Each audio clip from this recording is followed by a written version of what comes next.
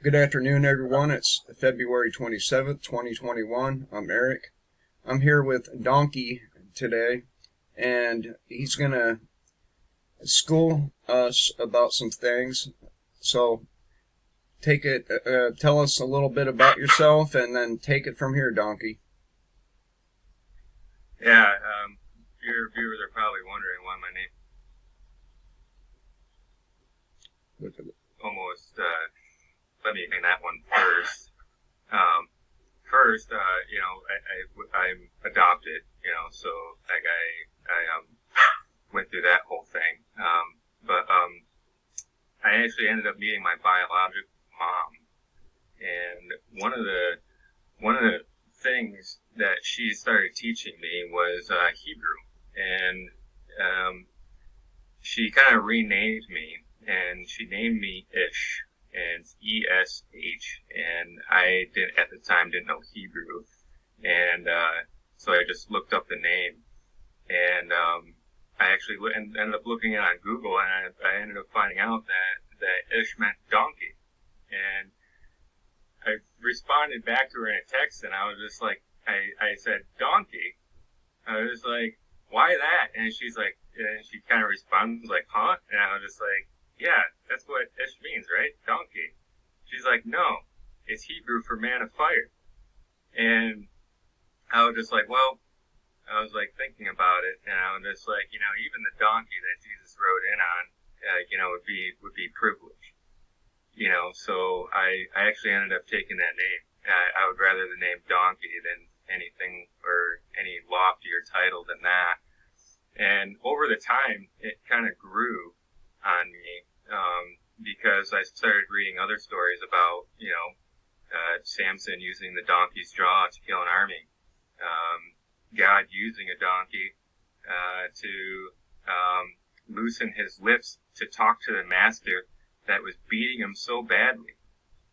And right there, like I looked at the Democratic mascot, which is a donkey, and I'm a very symbolic person, and I just took up the name. It's almost as if the donkey is getting beaten so bad by the Democrats that God is loosening the lips of the donkey to speak against them. And basically that's the reason why I like the name donkey. Keep my identity hidden as well. Because the things that we're about to discuss today, are very controversial, we'll say, and it will be very exposing to the very government that we pay taxes to and to do a service.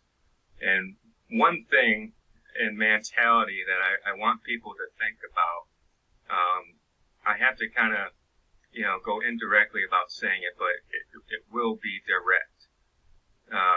So think about this. If you're building a house and you hire a contractor to do a job, right? And you're paying him, $250,000, $300,000 to build your house, you expect your house to be in order, right? And, so you're paying this contractor. Now, does the contractor give you orders on what to do? Or do you give the contractor orders what to do? Because, it's your money and it's your wishes. It's your house. And that's exactly the same thing with taxes. We are paying them to do us a service. And when they're turning around and telling us what to do with our money, excuse me, we're your boss and we're hiring you. And so some of the things going on that I've actually seen in your videos, I actually really enjoy them. I think they're very well put together. And I think I chose to start opening up this dialogue with you because you have more of the mentality that's right, as far as what to do about it. You have all these other stations out there that are telling you about the corruption and stuff like that, and pointing it out and pointing the finger. But what good does pointing the finger do figuring it out, when you don't have a plan, I mean, like, what are you going to do about it? So that's in a sense of this video as well. For those of you that are on the fence, still, I'm going to teach you, I'm an 8-year Marine veteran. I do know warfare tactics. I've studied these. I still have the MCI for it, and for those Marines that are out there that are laughing, why don't you pick it up and read it, because there's some actually useful information in there that, if you read between the lines, I mean, it's actually a very good book. So, first off, the different kinds of warfare that I see going on. Number one, definitely cyber warfare with all this censorship, and not only censorship, monitoring and tracking citizens as well. Number two, economic warfare. I mean, there's a lot of economic warfare going on right now. I mean, as you can see, just go to the store and look at how much stuff is made from China. Number three, there's psychological warfare, and I think I'm going to hit psychological warfare first, because that is, I think, where a lot of the barriers are for people to actually see this stuff, because it is the game. It is psychological warfare, and it's a mechanism to blind the people, and then also ground warfare. I mean, people don't. Weather warfare as well, and people, out there that are thinking ground warfare. I mean, yeah, absolutely. Look at Antifa and look at Black Lives Matter, and even the police too. So those are ground troops, and you got National Guard that's in Washington D.C. as well. So I mean, those are ground troops as well. Hey, would you say that that they would be the ones to do the Bolshevik type purge, I guess we'll call it? Yeah, let's talk about that for a sec. Bolshevik. I watched the documentary and the Europa Last Battle report, and I mean, that was a very, very well put together documentary that I would recommend to everybody to watch, and hopefully that in itself will open up people's eyes to the stuff going on. And absolutely, it's not going to be as World War II, though. I mean, we got different things that are on the battlefield now that the battlefield looks a little different. So you have back then in World War II, like the people that were carrying out those things were actually people within the government, and actual military forces. But now the battlefield looks a little different, and it's going to be done by technology. It's going to be done by vilifying the people through technology, and making it's going to be a huge smear campaign on people to vilify that person to the people of their crimes, and then they're going to push it to the extent that people are treasonous, and if you look up laws of treason and punishments for treason, that would be death.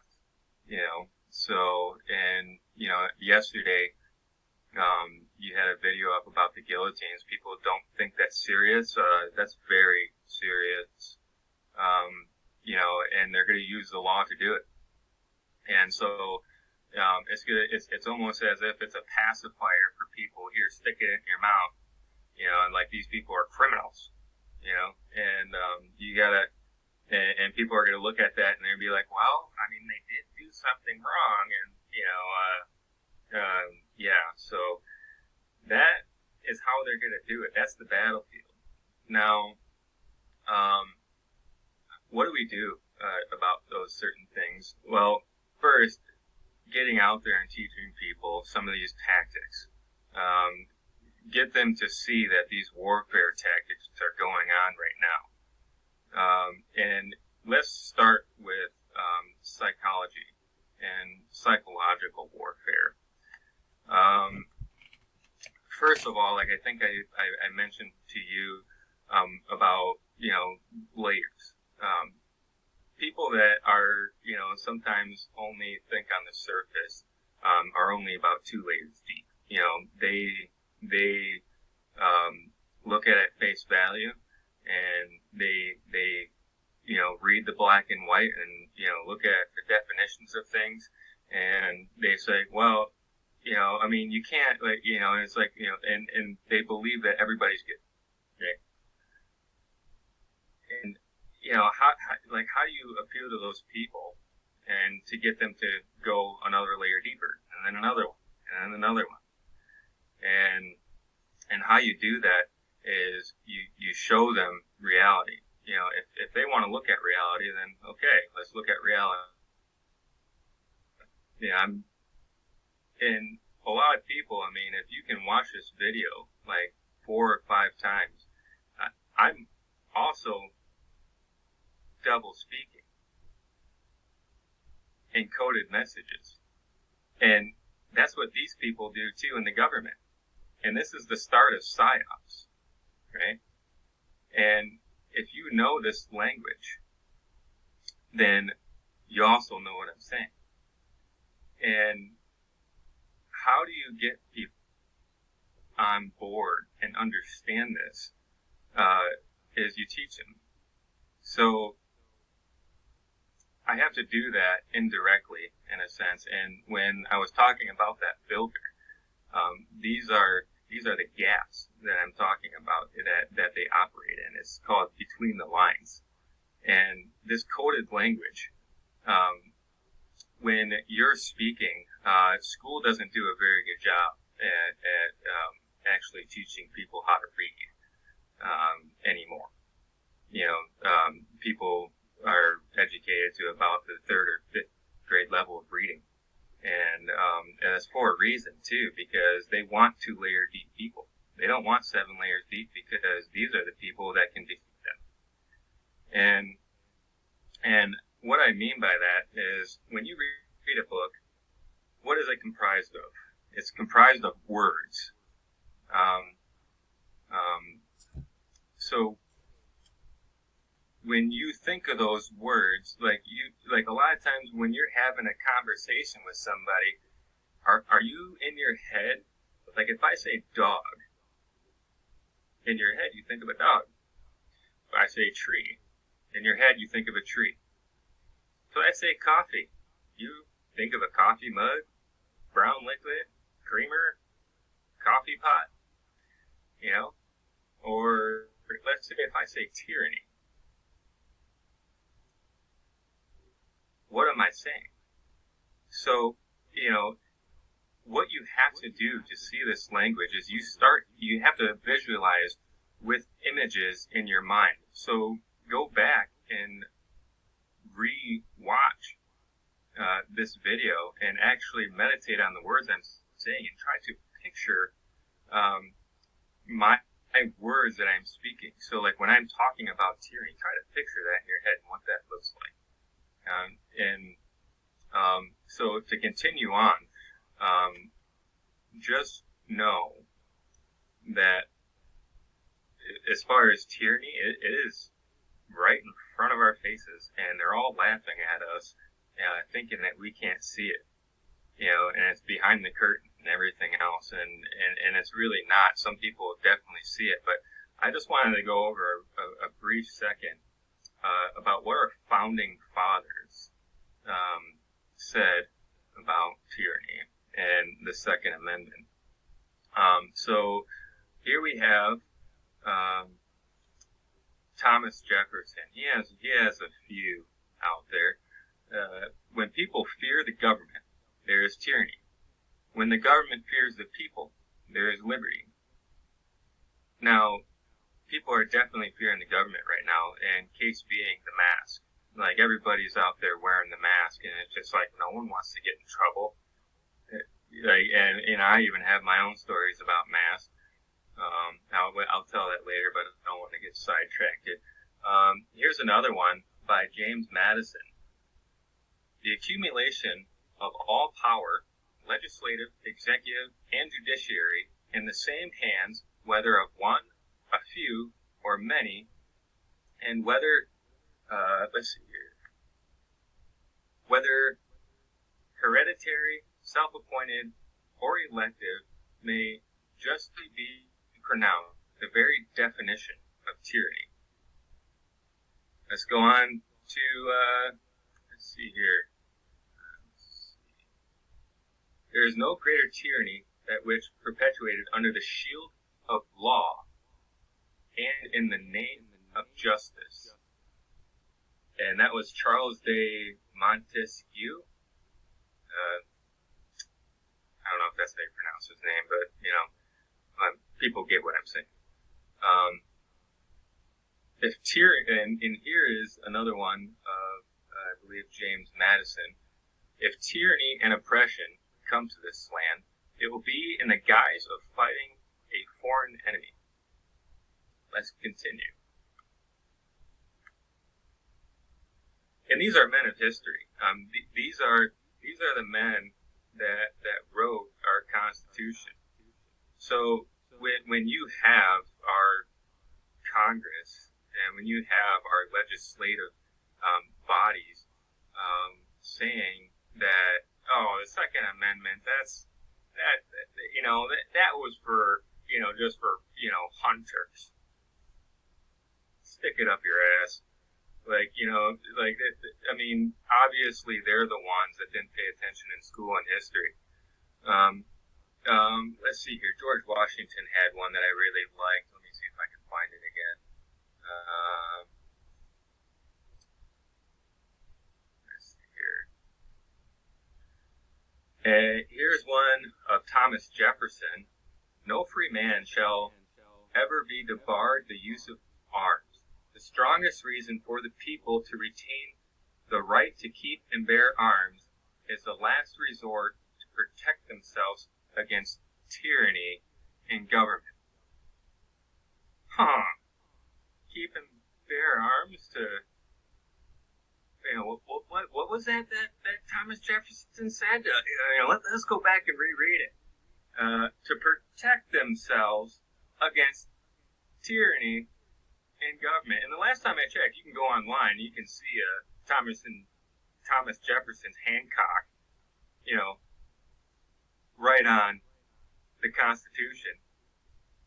So when people say that it's not for the people to protect themselves against tyranny and government, go back and learn your history. No wonder why they want to take the history out of the schools. It's something that Adolf Hitler did. Take history out of the schools to blind the people. And by the way, I'm still talking about psychological warfare.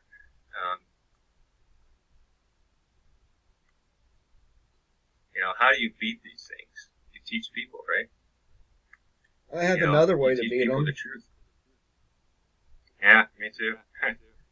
Eliminate the technology. Yes. Right now, censorship is huge right now. You're being censored. I'm being censored. I mean, I posted quite a few. I posted at least 2 comments or 3 comments that didn't even get posted on Bitchute. And so, I mean, there's censorship everywhere. And reason being is because when you have common sense and logic, one thing that the Bible says, actually, real quick, and for those of you that are Christian, this message is for you guys too. So before you think that or turn the channel and really listen to this message, because when you're talking neo-Bolshevik and everything like that, that was a war on Christians. Believe it or not, a lot of times the Jewish people say, "Oh no, it was against the Jews."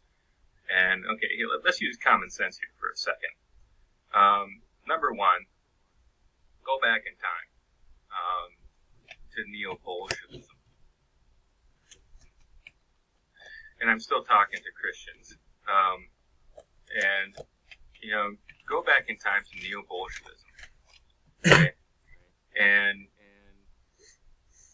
read some of the quotes from the Europa Last Battle documentary. Those were Jewish people. Look up their faces.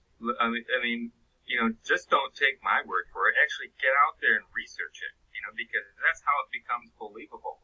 That's how it sets in your heart, and that's how it sets in your gut. I mean, it might turn your gut a little. I mean, trust me. When I was watching it and doing a lot of this research, it was turning my gut, but at the same time, I knew it was true. And just don't stop and bury your head in the sand. Just because you don't that you don't want to believe it. Keep on pursuing it. Because I'm telling you, those if that happens here, you will probably be the ones hanging yourself in your bathroom because you didn't do anything because of guilt. And this is another war fighting tactic that the Marines do, is to get your mind on board with some of these things. And the reason that there's psychological warfare going on is because they want people's minds all scrambled. Because when your mind isn't there, you can't fight. You're going to self-destruct. So if your mind, if your heart, and your gut are not aligned in doing these things, you're going to forget stuff. You're not going to see stuff. And ultimately, it will be to your demise. So this is why, I'm trying to tell you about psychological warfare, is so that your mind can be on board. So that you can actually say, yes, these are crimes against us. These are atrocities that are happening. And what are we going to do about it? And like you said, it's very true, is for evil to happen, all it needs is for good men to stand by and do nothing. And that is very true. So, and a lot of times, let's talk about, the word anarchy. Oh man, anarchy. Everybody is probably trying to, oh shit, another anarchist. No. And it's so much more different than what people think it actually really is. In reality, it's the checks and balances of government. Ask yourself, if am I an anarchist? When our government's doing the things they are, yeah. But when they're actually doing the will of the people, then you leave me alone, you leave my property alone, you leave my kids and my family alone, then I'm pretty easy going. I like to, have a beer, smoke a cigarette, maybe hooch. I don't know. I'm a real person. I'm an average guy. I put my pants on just like all of you. And, and the way that you beat these things is through unity. And that's really, and even our forefathers of this country, what do you think Great Britain called them? They called them rebels. They called them anarchists. Because they were going against the government or the rule. So in a sense, it's it's played in people's minds by the movies and Hollywood, and I'll get into that. That anarchy is these people that don't have any logic, or that they just want to kill everything, and even, some people are out there like, oh yeah, Antifa, Black Lives Matter is anarchy. No, it's not. They're the opposite. It's far from anarchy. That's what you call contractors, because they're being paid by the government. So how can it be anarchy when you're getting paid by the government? And that's not, like, that seems to be working with the government, not against. And that's what anarchy is. It's basically a check on the government saying, like, look, you're pressing too far. And the thing is I started reaching out to you because I started seeing some of the stuff going on in Texas.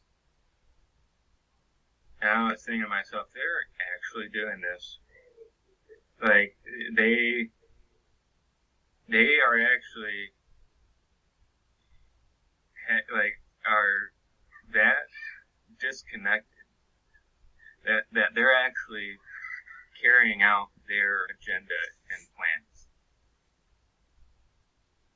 And for those of you that don't know what's going on in Texas, all you have to do is look it up and see that, as far as the weather, the snow not melting, and as far as the electricity, that, Alex Jones has a pretty good segment on it where he's, riding around in an armored vehicle on loudspeaker. He does pretty good at pointing out the fact that the federal government shut off the power. And let's put that side by side to what happened to the people of Ukraine and Poland and Latvia and during the whole time of that Bolshevikism. And if you put that side by side, it's the same damn thing. What did they do? They starved them. They cut off the supply lines of food. And when you go and look at pictures of or the videos people are posting, it's like the shelves at the grocery store cleared out in one day. One day. So for those of you preppers out there that think you got time we can just go to the grocery store, get food and stuff like that. No, you don't.